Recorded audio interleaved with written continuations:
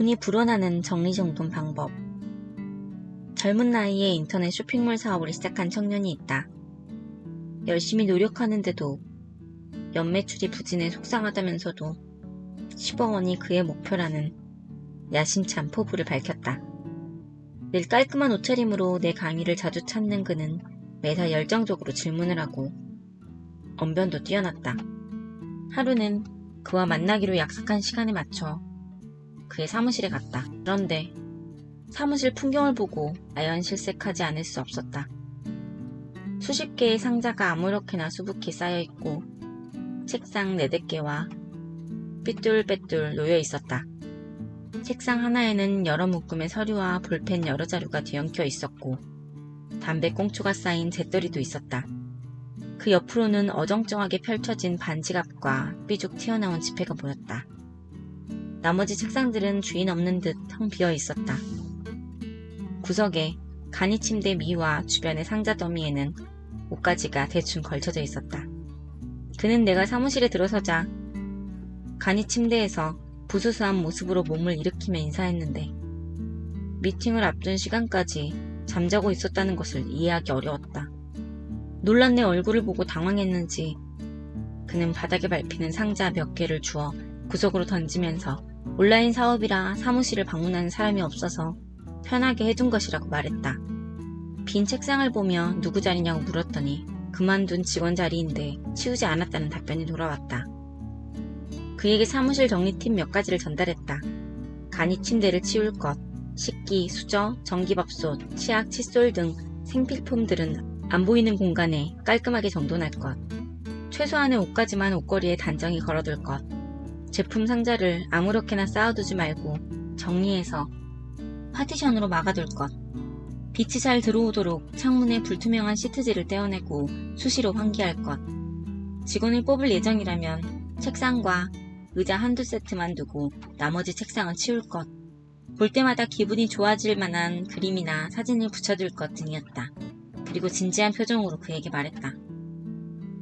부자가 되고 싶다면서요. 이렇게 무질서한 곳에는 돈이 들어오지 않아요. 그에게 특히 강조한 것은 집에서 잠을 잘하는 것이었다. 부자들은 자신과 가족이 거주할 집을 중요하게 여긴다. 형편이 좋지 않던 시절에도 가족과 편히 쉴 둥지를 우선적으로 마련하려고 애썼다. 사무실에서 쪽잠을 자면서 사업해 좋은 결과를 얻은 사람을 거의 보지 못했다. 사람은 안락하게 머물 공간이 있어야 일에 더 오랫동안 집중할 수 있다.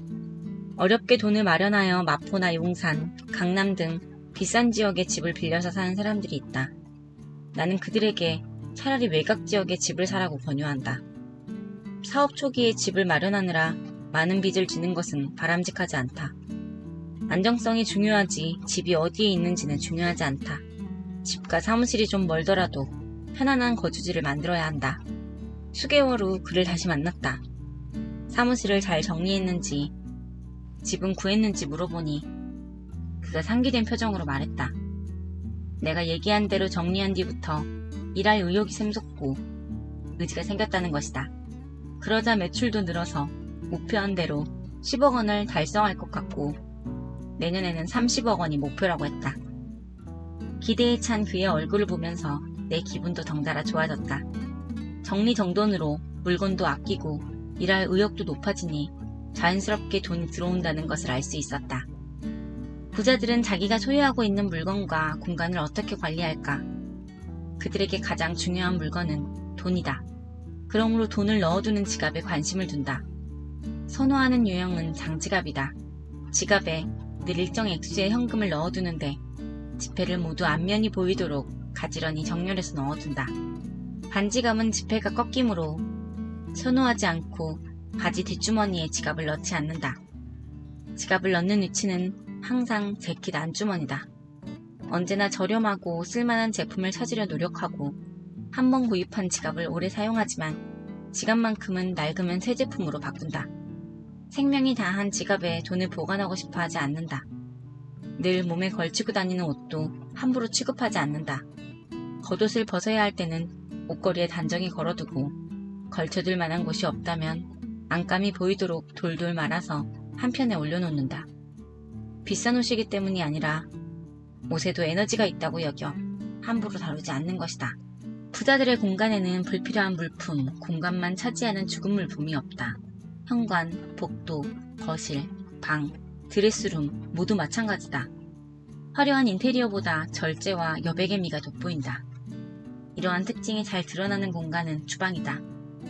주방은 가족들이 가장 많이 사용하는 공간 중 하나이고 새끼 식사를 만들어내는 곳인 만큼 생활의 흔적이 묻어날 수밖에 없지만 항상 청결을 유지한다. 얼룩이 묻으면 곧바로 닦아내고 자주 쓰는 물품들은 규칙적으로 정리해둔다. 이를테면 숟가락, 젓가락, 티스푼 등을 종류별로 나눠서 보관하고 그릇이나 냄비도 종류와 크기에 맞게 정리한다. 자주 사용하는 물품도 싱크대에 늘어놓지 않고 수납장에 정리한다.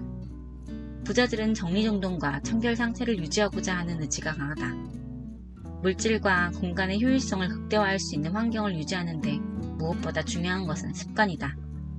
일본 도요타의 OS에서 마지막 하나인 습관화를 해내지 못하면 앞에 4가지 S 모두 무너지고 만다. 부자들은 좋은 생활 습관을 갖고 있다. 어떤 물품이든 험하게 다루지 않고 오래 쓰려고 한다. 또한 물품을 사용하면 곧바로 제자리에 두는데 이러한 습관을 들이면 공간이 어질러지지 않고 물건을 찾지 못해 또다시 사는 중복 구매를 막을 수 있다.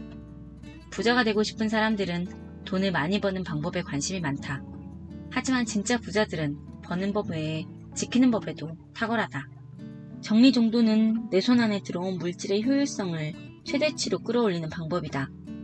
정리정돈을 하면 돈을 지키는 것뿐 아니라 불어나게 할 수 있다. 부자가 되고 싶다면 바로 오늘부터 정리정돈으로 첫 단추를 꿰어보자. 물질을 소중히 여기는 사람에게 물질이 덩굴채 굴러올 테니까.